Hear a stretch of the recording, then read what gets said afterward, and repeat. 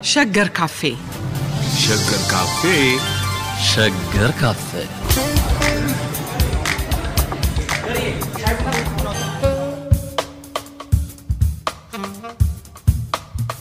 የኢትዮጵያን ታሪክ በተለይ ያለፉትን 150 ዓመታት በተለያዩ ዘመናትና ንዑስ ዘመናት በመክፈል ከዚህ ቀደም ባሉ ውይይቶች በተቀመጡበት የትንታኔ ማዕቀፎች በሞቢላይዜሽን ሬስቶሬሽን ትራንስፎርሜሽን የዳያሎግ አይነቶች አማካኝነት የሚመረምረው የሸገር ካፌ ውይይት ከዚህ ሳምንት በኋላ የሚወስደው ወደ 1909 እስከ 1923 እና ከ1923 እስከ 1928 ባለው ዘመን የኢትዮጵያ ሁኔታን ያሳየናል። የዚህ ውይይት ጠረጴዛ ባለቤቶች ዶክተር ተካልኝ ወልደማርያምና ዶክተር ዮናስ አሽኔ ናቸው። ለሁለቱም ከፍ ያለ ምስጋና አቀርባለሁ። ዛሬ እዚህ ስቱዲዮ ውስጥ የተገናኘነው ከዶክተር ተካልኝ ጋር ነው። ዶክተር ዮናስ በስራ ምክንያት ከአገር ውጭ በመሆኑ ካለበት ከተማ ሆኖ ውይይቱን በበይነ መረብ እናካሂዳለን። የድምጽ ግጭጓ ቢያጋጥም ከወዲሁ ይቅርታ እንጠይቃለን። ለሁለታችሁም ከፍተኛ ምስጋና አቀርባለሁ። እኛም እናመሰግናለን።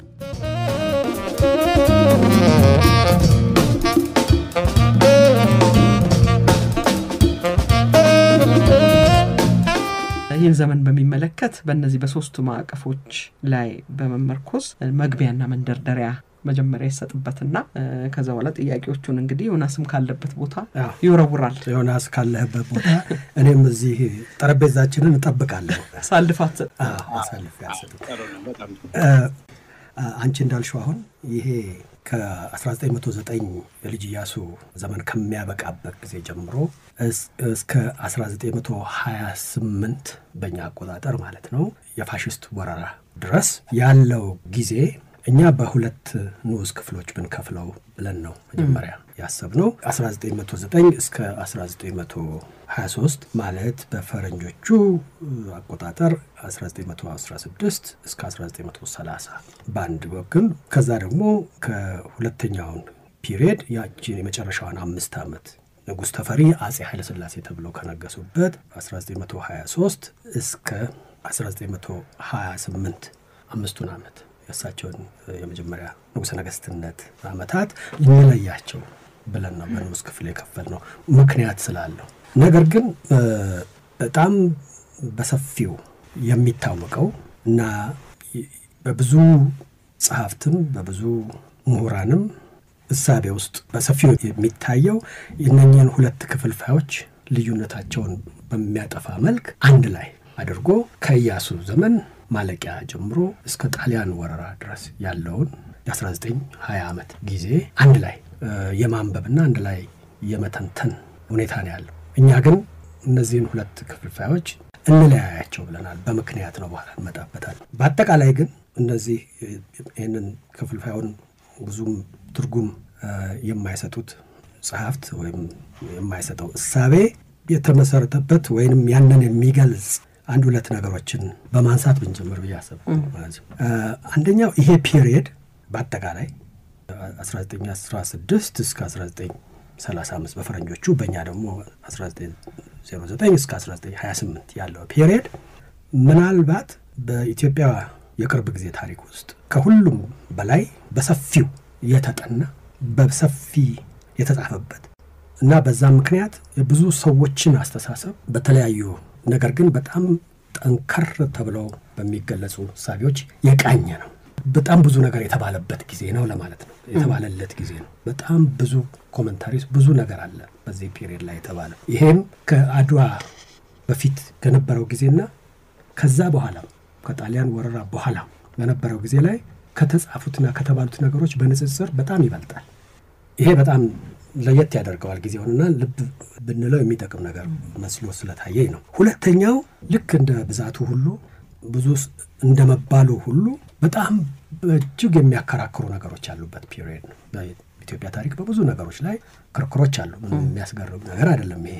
ነገር ግን በዚህ ጊዜ ላይ በዚህ ዘመን ውስጥ በሆኑት ነገሮች ላይ ክርክሮች ወይም ደግሞ በሀሳብ የተለያዩ ከመሆን ባለፈ በሰፊው ጠንከር ያሉ አቋሞች የሚንጸባረቁበት የሚነገሩበት የሚታዩበት ነው እና እነኚህ ሁለቱ ነጥቦች በጣም አስፈላጊ ናቸው። ምክንያታቸውንም ልንረዳ ያስፈልጋል። አንደኛ ለምንድን ነው በጣም ብዙ ነገር በዚህ ፒሪየድ ላይ ትኩረት የሚደረገው እና ደግሞ የሚቀርበው ሐሳብና አስተሳሰብ ለምንድን ነው በጣም ጠንከር ባለና ትንሽ የጃጅመንታል የሆነ ነገር ያለው በማህበረሰቡ ስነ ልቦና ውስጥ የፈጠረውን ማለት ነው። አዎ በማህበረሰቡ ውስጥ ብቻ ሳይሆን በምሁራኑም መሃል በአሳቢዎችም በጸሐፊዎችም መሃል እንደዚሁ በአዘቦቱ እንኳን ባንል በጣም ኮመን ፕሌስ ዲስካሽንስ በየቦታው የሚነሱ የኢትዮጵያ የቅርብ ጊዜ ታሪክ ጉዳዮች ላይ ይሄ ፒሪየድ ይሄ ጊዜ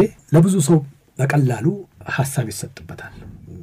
ብዙ ሰው ስለዚህ ፒሪየድ የሚለው ነገር አለ እና ምንድነው እንደዚህ ያደረገው የሚለው ነገር የሚያሳዩ አንዳንድ ነገሮች ይስም ብንነሳ በያሰብኩ ዮኒ በጣም ምናልባት እንግዲህ ቀደም ከጀመርነው የመተንተኛ ፍሬምወርክ ወይንም ዲያሎጂካል ሂስትሪ ከሚለው ውስጥ ይሆናል ወይስ በአንተም ፍሬምወርክ ውስጥ የተለየ ነገር ነው ወይ ሊገባ የማይችል ነገር ነው ወይ ሞቢላይዜሽን አለው ሪስቶሬሽን ሪፎርም አለው የሌለው ነገር ስለሆነ ነው ወይ ሽግግር ዘመንም እንደው የስልጣንን መጋራት ያለው ነገር ስለሆነ ነው እንደው ፔሪዳይዜሽን ስታስብ በዚህ መልኩ ስትቆርጠው ራሱ ትዕይንታዊ ነገር ቆርጠን ማውጣታችን ራሱ ያስፈልገው በዚህ ምክንያት ይሆንስ ሚለውን አንተ ደግሞ በደም ተነተናል ብለብዬ አስባለሁ። አዎ ለዛ ባክግራውንድ እንዲሆን እኮ ነው የኛ ይሄ ዳያሎጂካል አናሊሲስ ብለን የለም ዳያሎግን በሰፊው ተርጉመንኛ ክርክርም ድርድርም የሐሳብ ልውውጥም እንደዚህ ነው ይጨምራል ብለን የለም ለዛ መሰረታዊ ያደረግናቸው ነገሮች ይዘን በዚህ ፒሪየድ ውስጥ ስንገባ ይሄ ፒሪየድ እንዴት አይነት አረዳድ እንዳለ እና ያ አረዳድ ምን አይነት የቆዩ የከረሙና በደንብ ለረጅም ጊዜ የተቀነቀኑ አመለካከቶች እንዳሉበት ማሳየቱ ለዛ እንደ መግቢያም ይሆነናል ከዛም ጋር በንጽጽር የምንገባበት ይሆናል ማለት ነው።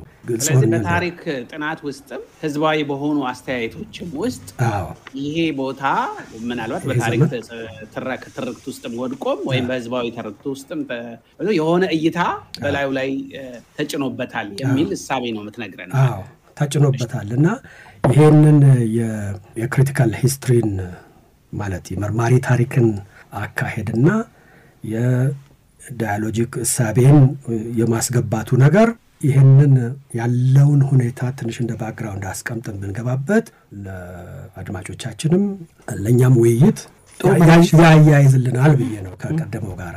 ስለዚህ የተጫነውን ነገር ገለጥ አድርገን እውነታውን በታሪክ መነጽር ማሳየት ይዘን ነው መንገባው ወደዚህ ዘመን። እንደው በአጠቃላይ አሁን የዚህን ዘመን የዚህን የ20 ዓመት ዘመን እንደ ብሎክ ወስደን ስናየው አንዱ ገጽታው በጣም ብዙ በሰፊው ዶኩመንትድ የሆነ ነው። በጣም ብዙ የተጻፈ ነገር አለበት እና ብዙ መልክ ያለው ነው የዶኩሜንቴሽኑ ምንጭ። አንደኛው የኢትዮጵያ ከአድዋ በኋላ ብዙ ጊዜ እንዳልነው ዓለም አቀፋዊ አቴንሽን የሳበች ሀገር ሆናለች እና ከዛ ጊዜ በሚቀጥል አይነት መልክ ስለ ኢትዮጵያ የሚባሉ የሚወጡ ነገሮች ከቀደመው ጊዜ የበለጠ መጠናቸው ማለት ነው በቮሊዩም የጨመሩበት ሁኔታ ነው ያለው። ስለዚህ ኤክስቴንሲቭ የሆነ ኤክስተርናል ዶክመንቴሽን አለ ዲፕሎማቲክ ማቴሪያሉን ጨምሮ እና በተለይ ምዕራባውያኑ በተለይ ደግሞ እዚህ አካባቢ የቅኝ ግዛት ያላቸው አውሮፓ መንግስታት በኢትዮጵያ የውስጥ ጉዳይ ውስጥ ልክ እንደ ራሳቸው ጉዳይ እለት ተለት የሚሆነውን ነገር መከታተል ነገር ውስጥ ይገባሉ። በዛ ምክንያት በጣም ብዙ የሆነ የዲፕሎማቲክ አርካይቭስ ዲቨሎፕ ያደርጋል ማለት ነው። ሁለተኛ በኢትዮጵያም የውስጥ የመንግስት አሰራርም ይሁን ከተለያዩ ምንጮች የሚመጣ የውስጥ የሬከርድ መያዝ ባህል እየዳበረ ይመጣል ማለት ይቻላል። በዚህ ዘመን ብዙ ሰው በተለያየ አይነት መልክ መረጃን ይዛል መረጃን ፕሮዲዩስ ያደርጋል በጽሁፍ መልክ ማለት ነው። የህትመት ስራዎችም የሚጀምሩት በዛ ጊዜ ነው። የመንግስት ተቋማትም መጀመሪያ ትንሽ ወልገድ ባለ መልክ በኋላ ግን የግድ በሚል ብዙ መረጃን ማስቀመጥ ፕሮዲዩስ ማድረግ ይጀምራሉ። ስለዚህ በውስጥም እንደዚሁ ሰፋ ያለ የመረጃ ማደራጀት ነገር ይኖራል። በተጓዳኝ ደግሞ በጣም ብዙ እንኳን ባይሆን ከቀደመው ጊዜ በንጽጽር ሲታይ በጣም ሪማርከብል የሆነ ሰዎች ስለ ራሳቸው ህይወት ስለ ራሳቸው ትውስታ ገጠመኝ በጽሁፍ መልክ መረጃን ማስቀመጥ ለራሳቸው ማስታወሻዎች መያዝ ይጀምራሉ እና አንዳንዶቹ የህይወት ታሪክ በባዮግራፊ መልክ በኋላ ታትመው ያየናቸው ናቸው በቅርብ ጊዜ እና አንዳንዶቹ እነኚህ ሰዎች ራሳቸው ዋናዎቹ አክተሮች ናቸው እና በቅርብ ደግሞ ደጋፊዎቻቸው አብረው በነገሮች ውስጥ የነበሩ ሰዎችም አሉበት እንደዚህ ደግሞ ምሁራንም አሉበት ጊዜውና ሁኔታውን ለመረዳትና ለማስረዳት ጥረት የሚያደርጉ ሰዎች አሉባቸው አሁን የዚህ ካቴጎሪ ውስጥ ራሳቸው አፄ ኃይለ ሥላሴ የራሳቸውን የህይወት ታሪክ በዚህ ዘመን ስላደረጉትና ስለሆነው ነገር የራስ ህይወትና ኢትዮጵያ በሚል እንግዲህ የጻፉት በኋላ ነው ከጣሊያን ወረራ በኋላ በስደት ባሉበት ኮንቴክስት ነው የመጀመሪያውን ቮሊዩም አትሊስት ሙከራ ያደረጉት እና ከሳቸው ይጀምራል እና ሌሎችም አሉ አብረው የነበሩ እንደራስ ምሩ በኋላ ይታተሙ እንጂ ፊታውራሪ ተክለሐዋርያትም መርሲያዝን ወልደ ቂርቆስም እነዚህ የመሳሰሉ ሰዎች በዛ ዘመን ላይ በተለያየ መልክ በዝርዝር ብዙ ነገሮች ላይ ብዙ ነገር ብለዋል እና የነዚህ መረጃዎች መኖር ከዛ ቀደም ከነበረው ዘመን በኢያሱም ሆነ በዳግማዊ ምኒልክ ዘመን ከነበረው ለየት ባለ ሁኔታ ከባለቤቱ ከነበረበት ጉዳዩ ከሚመለከተው ሰው ሰፊ ዝርዝር መረጃ የማቅረብ ነገር አለበት እና ምናልባት ካልተሳሳትኩ በስተቀር አፄ ኃይለ ሥላሴ የመጀመሪያው የኢትዮጵያ ንጉሠ ነገሥት ሳይሆኑ አይቀሩም ስለ ህይወታቸው ቀደሙት ነገስታት ኦፍ ኮርስ ወደ ኋላ ብንሄድ አንዳንድ የጻፉ የኢትዮጵያ ነገስታት አሉ ይባላል ወደ ኋላ በጣም ወደ ኋላ ስንሄድ ወደ ዘርዓ ያዕቆብ እንደዚህ ከዛ ወዲህ ግን ብዙ የራሱን ህይወት የራሱን ምልከታ በጽሁፍ መልክ በዝርዝርና በቅደም ተከተል ያስቀመጠ ንጉሠ ነገሥት አልነበረም ስለዚህ ራሳቸው አፄ ኃይለ ሥላሴ ስለ ዘመኑ በጣም ፎርማቲቭ ስለሆነው ፒሪየድ በሰፊው ያብራሩበት ነገር አለ እና ሌሎችም ቅድም የጠቀስኳቸውና ሌሎችም ያልጠቀስኳቸው ብዙ ጸሐፍት በዛ ፒሪየድ ውስጥ ያለውን እንቅስቃሴ ሁኔታ ፍላጎቶች ጥቅሞች ግጭቶች ሁሉ በተመለከተ የራሳቸው ምልከታ አስቀምጠዋል ይሄ በጣም የተለየ ያደርገዋል ስለዚህ በእነዚህ ሁሉ ነገር ድምር ውጤት ምክንያት ነው ብዙ ማቴሪያል አለ በጣም ብዙ አሁን ደግሞ ከምናልባትም ቱ ኤክስቴንሲቭ አሁን ለአናሊሲስ በጣም ያስቸግራል ገና አልተሰበሰበም ብዙ ማናቀው ነገር አለ ከዛ በኋላ ስለሆነው ፒሪየድ ይሄ ፒሪየድ ግን በልኩ ነው ማቴሪያሉ ግን ጥስቅ ያለ ነው እና ለትንታኔ ለምሁራዊ ትንታኔም ሆነ ለክርክር የሚመች ማኔጅብል የሆነ ማቴሪያል አለው ለማለት ነው እና ይሄ በሁለቱም ረገድ አንደኛ በህዝባዊ ግንዛቤን በመፍጠር መከር ቅድም ዮናስ እንዳልከው በህዝቡ ሁለተኛ በምሁራኑ የዚህን ፒሪየድ ዕውቀት የዚህን ፒሪየድ በለጠ ትኩረት ሰጥቶ የዕውቀታችን የሚጨምር ስራ ተሰርቷል በተለይ አሁን እኔ ማቀው ከኢትዮጵያ ታሪክ ባለሙያዎች መሃል በሰፊው ትኩረት አድርጎ ይሄንን ዘመን የብዙዎቻችንን ዕውቀት ፎርም በማድረግ መልክ ፕሮፌሰር ባህሩ ያደረገው አይነተኛ አስተዋጽኦ አለ ሌሎችም አሉ ግን የሱ በጣም ትልቅ ዛን ዘመን ሰብሰብ አድርጎ ተንትኖ ማስረዳት ከቀደመውም ጊዜ ከዛም በኋላ ተከተለው ጊዜ ጋርም ለማያያዝ የሚያደርጋቸው ሙከራዎች አሉ ሲግኒፊካንት ነው እንደዚሁ በህዝባዊ የታሪክ ንባቤ ረገድ ደግሞ አምባሳደር ዘውዴ ረታ በጣም ትልቅ አስተዋጽኦ አድርገዋል እንግዲህ እነዚህ ሁለቱን እንደው አንዱን ከሙያው ሌላውን ከሙያው ውጪ በሰፊው የሄዱበትን ሰዎች ጠቀስኩ እንጂ ሌሎችም አሉ እና በእነዚህም ምሁራን እና ተንታኞች ምክንያት ይህንን ዘመን ትንሽ ክሪቲካሊ ለመረዳት የሚሞክር አስተሳሰብ በሰፊው ተራምዷል ይሄ እንዳለ ሆኖ ግን ይሄ ፒሪየድ እና በዚህም ላይ የተጻፈው ነገር ሁሉ በጣም እጅጉ የሚያከራክር ነገር አለበት ሲጀመር ችግሩ ምንድነው ብዙ ጊዜ የነዚህ መሰረታዊ መረጃዎችን ይተተውልን ያስቀምጡልን ሰዎችም ጭምር ይሁን እኛ ብዙዎቹ ምሁራንም ይህንን ፒሪየድ ስንተነትነው በ1928 ዓመተ ምህረት ጣሊያን ሀገራችንን ከወረረችበት ጊዜ ለ5 ዓመት የፋሺስት ወረራ ዘመን የደረሰውን ነገር ታሳቢ አድርገን ነው ወደ ኋላ ብዙ ጊዜ የሚሄደው። ጸሐፍቱም አፄ ኃይለ ሥላሴም ቅድም እንዳልኩት ጣሊያን ኦልሬዲ ሀገራችንን ከወረረ በኋላ ነው ወደ ኋላ ሄደው እኔ እንዲህ ያደረኩት በዚህ ነው እንደዚህ ነው አይነት ችግር ነበረብኝ እንዲህ አድርግ ሞከርኩ አይነት የሚለው ነው ያሉት። እና ብዙዎችም ጸሐፍት ይህንን ጊዜ ወደ ኋላ ሄደው ወደ አድዋ ይወስዱትና አድዋ ጊዜ በነበረው የኢትዮጵያ ዝግጅትና ጥንካሬ እና ጣሊያን እንደገና ሁለተኛ ሙከራ ለማድረግ ስትመጣ የነበረው የኢትዮጵያ አቋምና ጥንካሬ መሃል በንጽጽር የማንበብ ነገር ውስጥ ይገባሉ። እና በቃ ብዙ ጊዜ እንደዚሁ በዘልማድ ከአድዋ እስከ ማይጨው የሚባል ሁለት ግራና ቀኝ ቋሚ ተደርጎለት በዚህ መሃል የነበረው ልዩነት እና ያንን ትልቅ የኢትዮጵያ ታሪክ ምዕራፍ አድዋን በኋላ ደግሞ ከመጣው የችግርና የመከራ ዘመን ጋራ በንጽጽር በማቆም ነው የሚደረገው ትንታኔ። in other words ከአድዋ ማግስት ተነስቶ ወደፊት በመሄድ መልክ ሳይሆን እነኛ በዛ ዘመን የነበሩ ሰዎች የሚያውቁትን ጊዜው የነበረውን ድባቡን ይዞ መሄድ ሳይሆን በኋላ የሆነውን ነገር ከማወቅ ተነስቶ ወደ ኋላ እና የሆነ አንዳንዴ ያው history of the present እንደሚሉት አይደለ ይሆነ እኔ ራሴ የሚገርም አሁን ካለ ደረጃ መፈንዳት ጋር ያሰብኩት ነበር።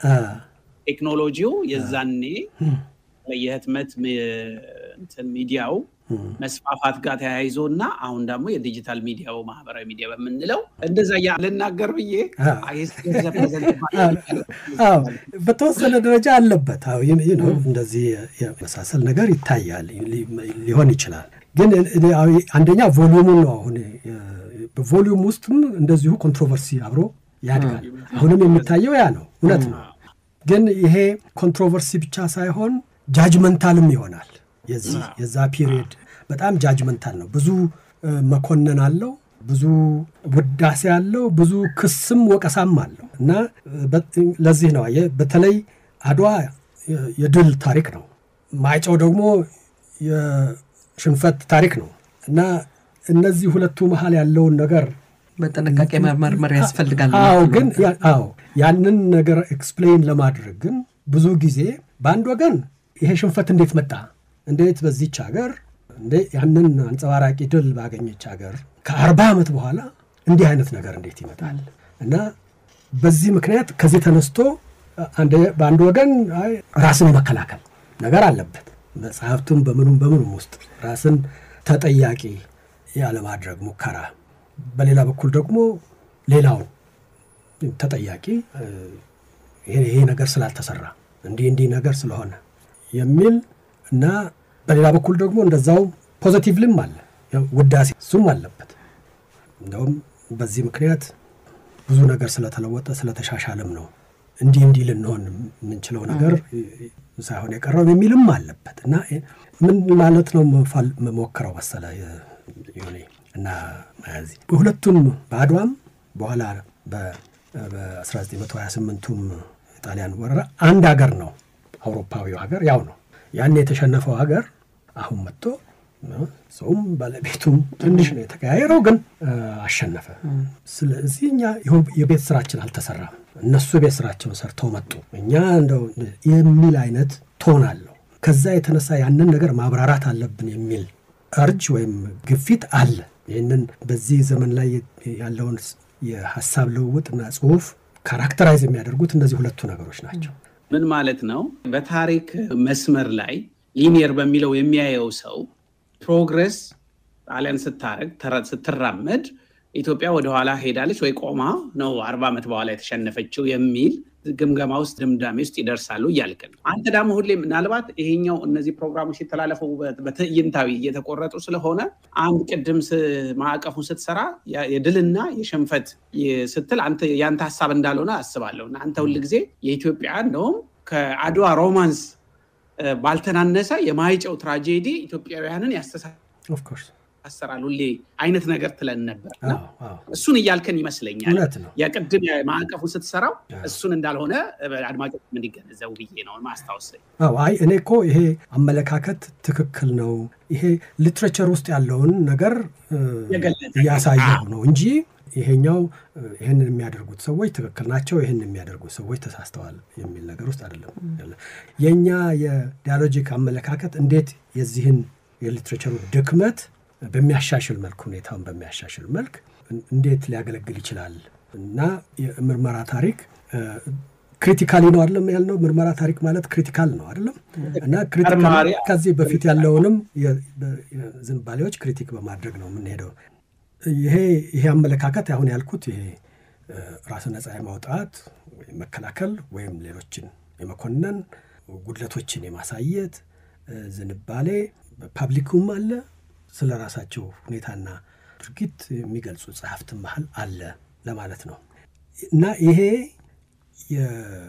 በጣም ብዙ በዚህ ፒሪየድ ውስጥ ይሄ በጥቅሉ እንደዚህ አይነት ካራክተራይዜሽንስ ቢኖሩም የሚስተው ነገር ምንድነው በውስጡ በዚህ ጊዜ ውስጥ ከቅድም በጊዜው በፒሪየዳይዜሽኑ ክፍልፋይ ካልነው ውጪ በእያንዳንዱ በእነኚህ በሁለት ንዑስ ክፍሎቹም ውስጥ በእያንዳንዱ ውስጥ በጣም ልብ ሊባሉ የሚገቡ ኩነቶች አሉ ዲቨሎፕመንትስ አሉ ላንድ ማርክስ አሉ እና እነዚህንም አንድ ላይ የመጨፍለቅ አክተሮችንም ሰዎችንም አንዳንድ ቦታ ላይ በጥቅል ካራክተራይዝ ማድረግ ነገር አለበት እና ለምሳሌ አንዱ የዚህ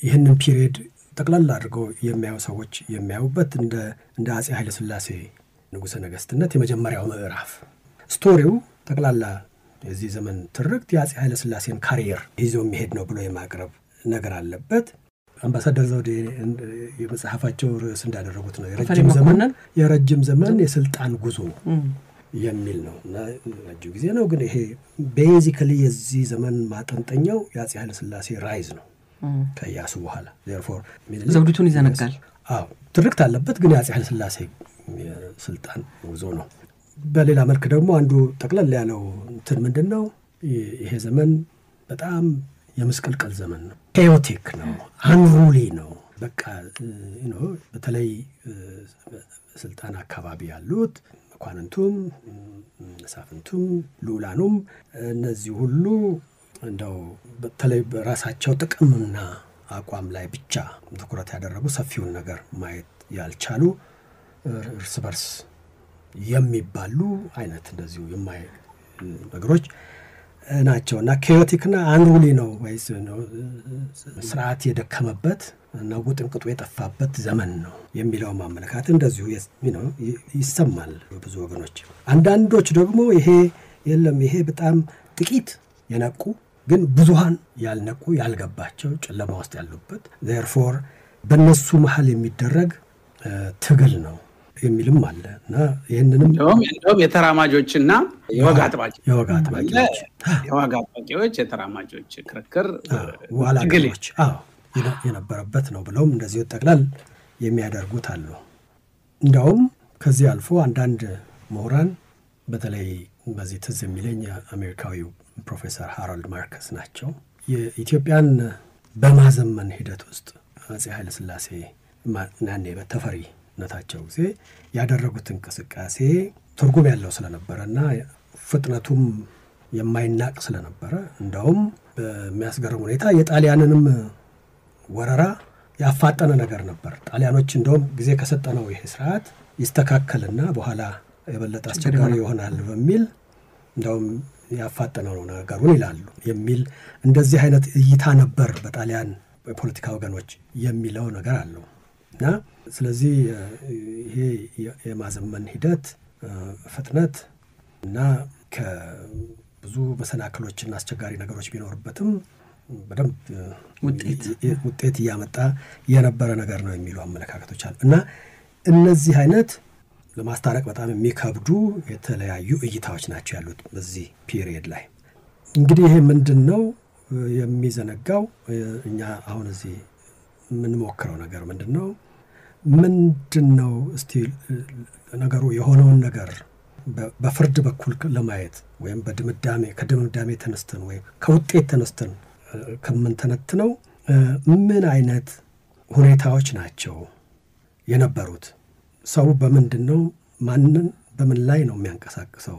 ምንን ለመከላከል ነው ጥረት የሚያደርገው? ምንን ለመለወጥ ነው ጥረት የሚያደርገው? ሞቢላይዜሽን፣ ሬስቶሬሽን ኤንድ ሪፎርም ምንድናቸው? የነዚህን ሶስት መሰረተ ጉዳዮቻችን ያልናቸውን የነሱ ኢምፐራቲቭስ ምን ነበሩ በዛ ዘመን በዛ ጊዜ እና ምን አስገድዶ ነው ሰዎች በትርጉም ባለው መልክ ልንረዳው የምንችለው? ዳያሎጂክ ክርክሮቹን ምንድነው የሚገልጻቸው? የሐሳብ መለዋወጦቹን ምንድነው የሚገልጻቸው? ምንድነው ግድ ያላቸው? የተለወጡ ለውጦችን የተደረጉ ሪፎርሞችን ምንድነው የሚገልጻቸው? ያስቻላቸው ሁኔታው ምንድነው የሚለውን የኛን የዳያሎጂክ ትንታኔ ሙከራ ማድረጉ የሚጠቅመው እንደዚህ አይነት ባክግራውንድ ያለው እና በሰፊው በወቀሳና በክስ ወይም በውዳሴና በምስጋና የታጀበ ሊትሬቸር አት ባክግራውንድ አለ እና ይህንን ለመሞገት ሳይሆን የኛ እንትን ከዚህ ለየት ባለ መልክ ትንሽ ለየት ያለ ግን ከዚህ ጋር ብዙ ቦታዎች ላይ necessarily የማይጣረስ አመለካከቶች ሊኖሩ ስለሚችሉ ይሄንን ነው እና ዋናው ነገር እንግዲህ እኛ በኋላ እንዳወቅ ነው በዘመኑ የነበሩት ሰዎች አውትካሙን አያውቁትም። የመጨረሻ ላይ ውጤቱ ምን እንደሚሆን ሳያውቁት ነው ይሄን የሚያደርጉትና ወደዛ ራሳችንን መልሰን እዛ ውስጥ ለመግባት ሞክረን በዚህ አይነት ስንተነትነው ምንድነው የምናየው? በዚሁ በጀመርንበት የትንታኔ ምህዋር ስንሄድ ማለት ነው። ይሄንን ነው ለማለት የሞከርኩት። ትንሽ ሌበርድ ሆነ መሰለኝ አይደለም ዮናስ? አይጠሩ ነው። በጣም ቆንጆ ነው። ግን ያው ታሪክ እንግዲህ አንዳንድ ዘመኖችን በትዕይንት መልኩ ያሳየናል አይደለ? ከረጅሙ ሎንግ ዱሬ ከምንለው መዋቅራዊን ይዞ ከሚያጠናው የሰፊው የታሪክ የምርምር ጥናት ውስጥ አንዳንድ ጊዜ የሆነች ዘመንን በጣም ብዙ ትዕይንቶች ስላሏት እሷ ውስጥ በደንብ በጥልቀት ገብቶ የመረመር ስለዚህ ያልከን ያለነው አሁን ለጊዜው ያኛውን ረጅሙን ጉዟችንን ያዛርገን እዚች ዘመን ውስጥ እንቆይና እንተንት ነው። ይሄ በሁለትዮሽ በመንታ የመጣውን ክርክር በተራማጅና ኋላ ቀር ተራማጅና የእርግማኑም የውዳሴው በዛላይ ደግሞ አስተዳደሩም ሁለት አይነት ክንፍ ያለው ስለሚመስል በእንግሊዘኛ ዳያርኪ እንደምንለው ደግሞ ወደፊት ደግሞ ለሚመጣውም ትውልድ የታሪክ ፍሰት ቋሚ ብዙ ነገሮች አሻራ ቢጥልም ስለሚመስል በዛ ላይ ደግሞ ቴክኖሎጂም ደግሞ በደንብ በተለይ ህትመቱና የህትመት ወረቱ በደንብ የገባበትም ዘመንና የጽሁፍ ዘመንም በደንብ እየዳበረ የመጣበት ስለነበር እንግዲህ ይሄንን ትንሽ ያዝ አድርጎ እንደገድቦ እዚህ ውስጥ እንድንቆይ ያስፈልጋል እያልከን ነው። በዚህ ደረጃ ነው የተረዳው። አዎ መንደርደሪያችንን ሁለት ነገር ለማድረግ አስቤ ነው። የመጀመሪያው ምንድነው የምናውቀው ስለዚህ ፒሪየድ ምንድነው የሚባለው በሰፊው የናኘው ምንድነው የሚለውን እንረዳ ነው። ለምንድነው እንደዛ አይነት ነው ብዙ የተባለለት ለምን ሆነ ብዙ በሚባለው ውስጥ ደግሞ ብዙ የፍርድ እና የወቀሳ ነገር ለምንድነው የሚጠነክርበት የዘመን የሚለውን እንወቀው ነው። ሁለተኛው እና አሁን ለገባበት የምሞክረው ምንድነው እና ታዲያ የዳያሎግ አስተሳሰብን ይዘን ይሄን ስናየው ከዚህ ይሄ አሁን ያለው ሊትሬቸር ውስጥ ያለው ነገር እንዳለ ሆኖ ምንድናቸው የተከሰቱት ነገሮች በዛ ጊዜ በዚህ ዘመን ውስጥ ልብ እንላቸው የሚገቡ ክስተቶች ኩነቶች እና አዝማሚያዎች ምንድናቸው? እነሱን በጊዜው አውድ ውስጥ ቁጭ ብለን ስናይ የምናየው ነገር ምንድነው? ከዛ ተነስተን የምንረዳው የማሰባሰብ ሙከራዎች የለውጥ ሙከራዎች እና የመልሶ የማደራጀት ሙከራዎች ምን ይመስሉ ነበር ወደሚለው ይወስዱናል ነው እና አንዱ ልብ ሊባል የሚገባው አሁን ወደ የግድ 1916 ወይ ማለት ከ1909 እስከ 1928 የሚወስደውን ያልነው ፒሪየድ ሁለት ቦታ መክፈል የግድ ነው። ከነኚህ ኢምፓራቲቮቹ ችግሮቹን ሁኔታዎቹን ለመረዳት ከንጉሠ ነገሥት ከመሆናቸው በፊት እና ከዛ በፊት ያለውን ጊዜ የግድ ሁለት ቦታ መክፈል አለብን ከሚል ይነሳል። ይህንን ፒሪዮዳይዜሽን ጀስቲፋይ የሚያደርገው ነገር ምንድነው ብለን ብናይ በውስጥና በውጭ አድርገን እናየዋለን። የውስጥ ዲቨሎፕመንትስ አሉ፣ የውጭ ዲቨሎፕመንቶች አሉ። እነዚህ ይህንን ዘመን በተለይ መጀመሪያውን ከ1909 በፊት እስከ 1923 ድረስ ያለውን ለየት ምንድነው የዛ ሁኔታ? አንደኛው የዘውዱ መፍረክረክ ነው። ዘውዱ ራሱ በአጼ ምኒልክ ዘመን እንደዛ ድርጅቶና መኳንንቱን በአንድ ወገን መሳፍንቱን በአንድ ወገን የውጭ የዳር ሀገር ስርዓቶችንና ሁኔታዎችን በሌላ ወገን ይዞ ሲያስተናብር የነበረውና ሲመራ የነበረው ዘውድ በልጅ ኢያሱ ዘመን በተፈጠረው መፋለስ ምክንያት ራሱ በራሱ በውስጥ ተሰነጣጥቋል።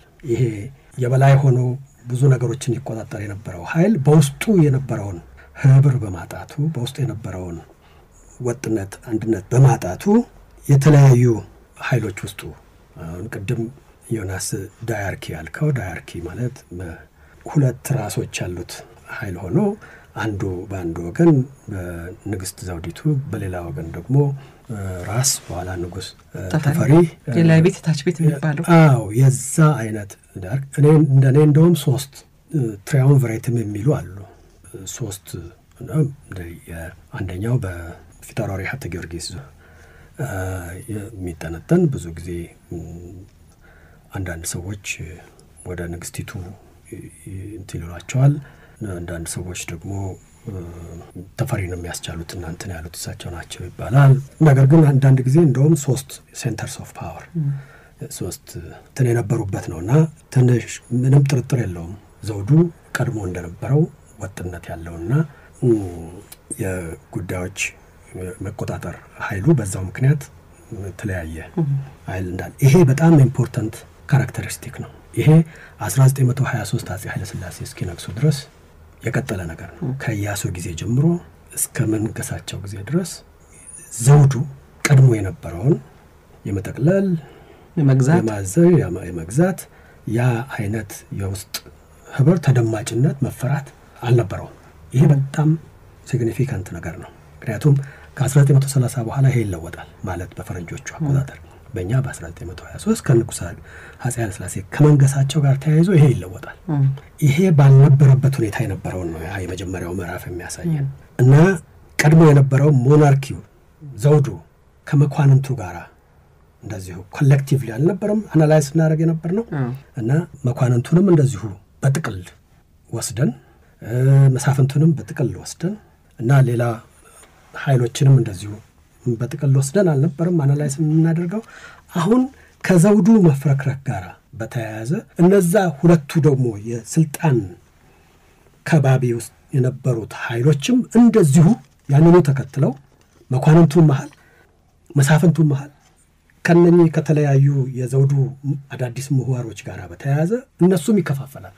ስለዚህ በእነኚህ በዘውዱና በእነዚህ አካላት መሃል ሳይሆን አሁን ያለው እንትን ምንድነው በዘውዱ የተለያዩ አካላትና በእነዚህም ውስጥ በተለያዩ አካላት መሃል የጎንዮሽ ትስስር ይፈጠርና ብዙ ሚናዎች ብዙ ጎራዎች ይለያሉ ማለት ነው። ጎራው በትንትን ይላል እና አንዳንድ ሰዎች ኬዎቲክ የሚሉት ይሄንን ነው በቃ ምንም መደማመጥ የሌለበት ሁሌ ፉከራ ሁሌ አድማ በዚህ ሲይዙት በዚህ የሚቀደድ ነገር ጦርነቱ ስንትና ስንት ጦርነት ተደርጓል በዚህ ጊዜ በጣም ብዙ የውስጥ ጦርነት ይታያል። ይሄ አሁን ለእኔና ዮናስ አንቺ የምንሞክረው ነገር ጋር እንደ ኬዎስ ሳይሆን አሁን በእነዚህ በተለያዩ ጥቅም ባላቸውና በተለያዩ የስልጣን ምህዋር አካባቢ ለመኮልኮል በሚሞክሩት ወገኖች መሃል ምን አይነት ድርድር ምን አይነት የሐሳብ ለውጥ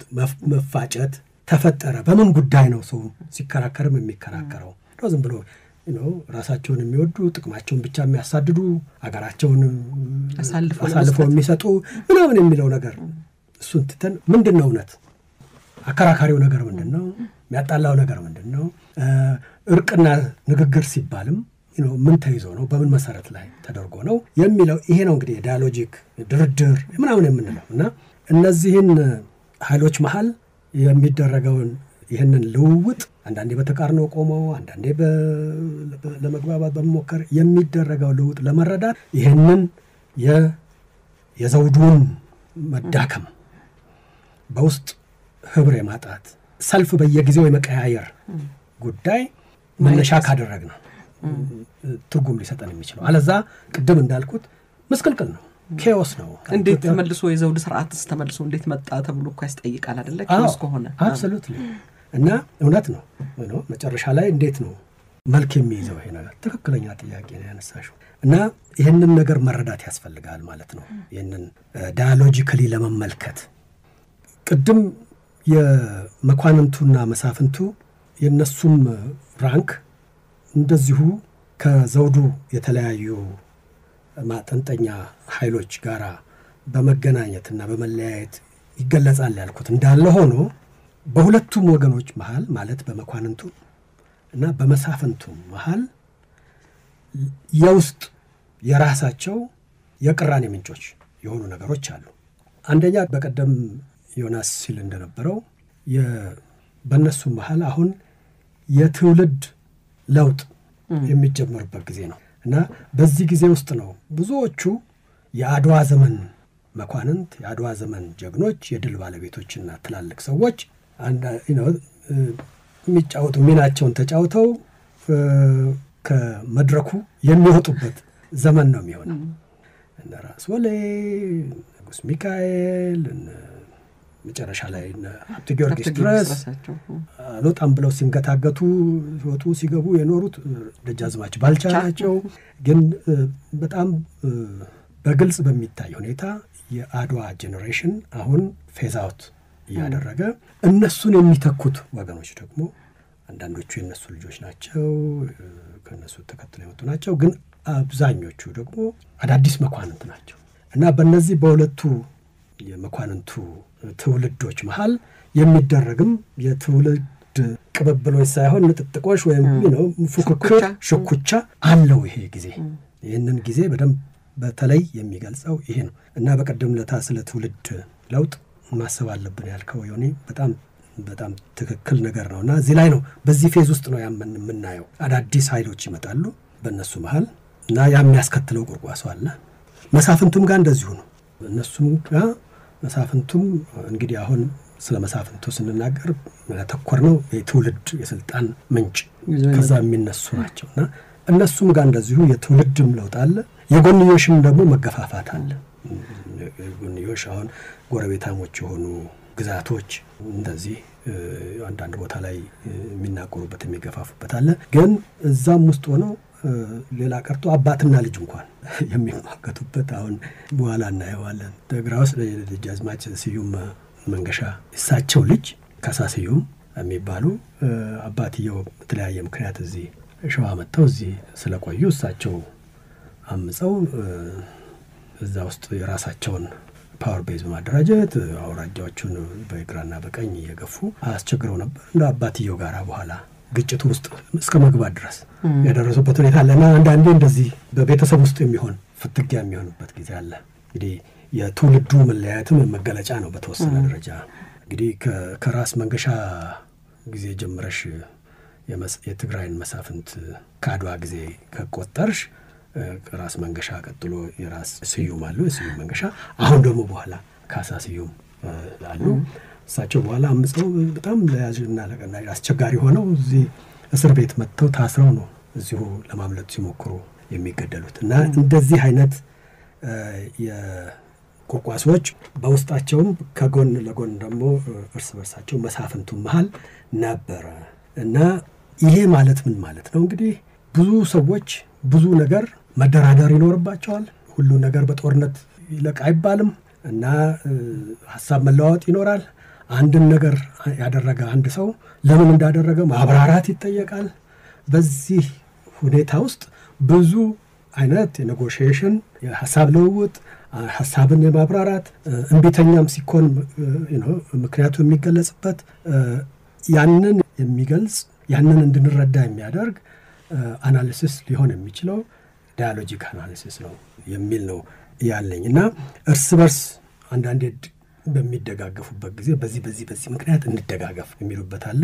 በንጽጽር በሚቆሙበት ጊዜም አንዱ በአንዱ ላይ ሰው ሞቢላይዝ ያደርጋል። ሞቢላይዜሽን አሁን በዚህ ጊዜ የሚወስደው ምንድነው? አንዱ በአንዱ ላይ አንዱ አንድን ነገር ለማስቀረት በሚያደርግበት ጊዜ ሞቢላይዜሽን ዝም ብሎ ሰው ተነስ የገሌ ሰው ስለሆንክ አይልም። አሁን ኤክስፕላኔሽንስ ይኖራሉ፣ ብዙ ማብራሪያ ይጠየቃል እና እነኚህን ልውውጦችን ለመረዳት ይሄንን በቀደም ባወጣናቸው የፖለቲካ ስርዓት ውስጥ የነበሩ ኃይሎችን የውስጥ ልዩነቶች እና ተያያዥነቶች በአግባቡ በመረዳት ነው እና ይሄ በደንብ ከውስጥ ሆኖ ካልተረዳ ነው በስተቀር መላልሼ ነው የምለው ከውጭ ለሚያየው ሰው አናርኪ ነው ወይም የጋቨርንመንት የስርዓቱ ፓራሊሲስ ነው ስርዓቱ በደንብ አልሰራም ኪዮስ አለው ውስጡ ጥንቅጡ ብዙ ነው ወደሚል ነገር ሊወስድ ይችላል እና እዚህ ውስጥ በተደረጉ ክርክሮች እዚህ ውስጥ በተደረጉ ድርድሮች ዘውዱና በእነዚህ አካላት በዘውዱ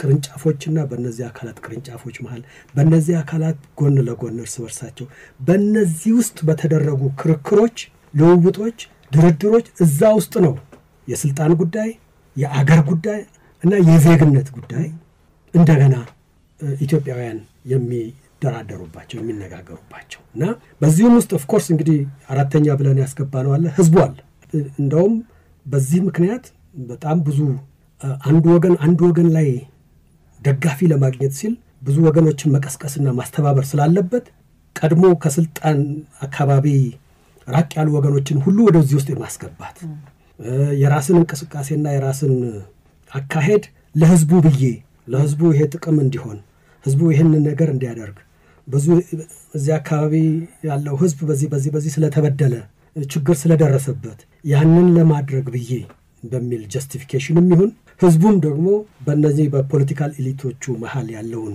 ቁርቋሶ እና ከራሳቸው ፍላጎት ተነስተው ሌሎችን የነሱንም እርዳታ የሚጠይቁበት ሁኔታ በሚያጋጥም ጊዜ ያንን እንደ ጥሩ አጋጣሚ በመጠቀም ህዝቡም የራሱን ፖለቲካ ይዞ የሚገባበት ይሆናል እና ይሄ በሰፊው ስርዓቱ እንደገና ትንሽ ከፈትፈት ስላለ እና ተመልሶ ተሰብስቦ ያልተረጋጋበት ጊዜ ስለሆነ ለብዙ ውይይት ለብዙ ክርክር ለብዙ ሰጥቶ መቀበል ጊዜን የከፈተ ነገር ነውና በዚህ መልክ ብንረዳው ዳያሎጂካሊ ሰው ለምንድን ነው ሞቢላይዝ የሚያደርገው ማንን ነው ሞቢላይዝ የሚያደርገው ምን ነገር ነው መልሶ ማደራጀት የሚፈልገው ምን አይነት ሪፎርም ነው የተደረገው ምን አይነት ለውጥ ተደረገ ማዘመን ምንድነው በዛ ጊዜ ቋንቋ ሀገርን ማሰልጠን ምንድነው እንዴት ነው የሚገለጸው ያንን የሚናገረው ሰውዬ ስለምንድን ነው የሚናገረው እውነት ሀገርን ስለማሰልጠን ነው ወይስ ያ ቋንቋ ለዛ ጊዜ የፖለቲካ አካሄድና አስተሳሰብ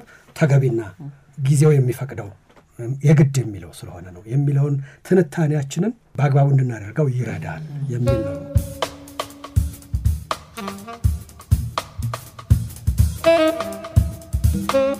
የተከበራችሁ አድማጮቻችን ማዛ ከዶክተር ተካልኝ ወልደማርያምና ከዶክተር ዮናስ አሸኔ ጋር ያደረገችው ውይይት በዚህ አያበቃም ሳምንት ቀጣዩን ክፍል ይዘንላችሁ እንቀርባለን